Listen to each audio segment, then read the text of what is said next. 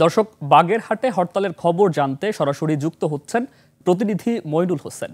মাইনুল, আমরা জানি বাগেরহাটে সকাল সন্ধ্যা হরতাল চলছে, কেমন দেখছেন সার্বিক পরিস্থিতি, বিস্তারিত জানান। সুকান্ত, আপনাকে একটু জানিয়ে রাখি যে বাগেরহাটে এই তৃতীয় দফায় হরতালের ডাক দিয়েছে সংগ্রাম পরিষদ।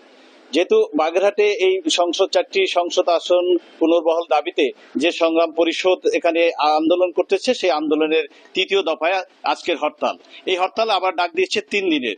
এই 3 দিনের হরতালে যে ভোগান্তিতে পড়েছে দূরপাল্লার যাত্রী যারা, তারাই এবং হরতালের জনদুর্যোগের কথা চিন্তা করে সংগ্রাম পরিষদের যারা এখানে নেতৃত্ব আছেন তাদেরকে দোকানপাট এবং ইজি বাইক এবং ভ্যান রাস্তায় চলাচলের ব্যবস্থা তারা করেছে, যে সাধারণ জনগণ যারা মানুষ খেটে খাচ্ছে তাদের কোনো দুর্ভোগ না হয়।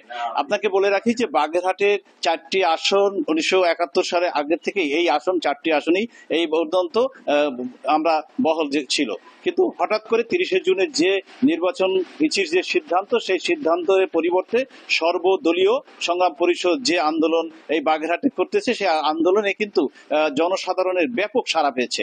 আমরা আজকে যে উপলব্ধি করেছি যে আজকে কিন্তু সংগ্রাম পরিষদের সকাল থেকে হরতালের ডাকে মিছিল পিকেটিং করে তারা জেলা পরিষদের সামনে প্রধান ফটক বন্ধ করে দিয়েছে এবং জেলা পরিষদের কোনো কার্যক্রমই কিন্তু ভিতরে চলতেছে না। আমি এখন যেখানে দাঁড়িয়েছি নির্বাচন কমিশনে, এখানে আপনি এই রাস্তার পাশে, যদিও প্রচন্ড বর্ষা হচ্ছে তারপরও কিন্তু আমরা দেখতে পাচ্ছি যে রাস্তায় আসলে ভ্যান এবং ইজি বাইক দেখা যাচ্ছে, কিন্তু তাতে আসলে কোনো দর্শক দেখা যাচ্ছে না। আপনাদেরকে আরো একটু বলে রাখি যে আমাদের এই দাবিটা হচ্ছে বাগেরহাটের, যে বাগেরহাটে অনেক বড় বড় উপজেলা নিয়েই এটি একটি জেলা। এই জেলাকে যে 4টি সংসদীয় আসন সেই অংশ বহাল রাখার দাবিতে কিন্তু এই সংগ্রাম পরিষদের আমরণ এবং লড়াই তারা করবে এটাই জানিয়েছে। যদিও আজকে আমরা যেটুকু জানতে পেরেছি তারা একটি সরকার রিটও করেছেন হাইকোর্টে। এই রিটের পরিবর্তে ইসিকে তারা যে সিদ্ধান্ত নেবে এবং এই সিদ্ধান্তের বেলায় কিন্তু আমরা যেটুকু জেনেছি যে এই সিদ্ধান্ত ইসির কাছে তারা এই রিটের পরিবর্তে রাখার চেষ্টা করবেন।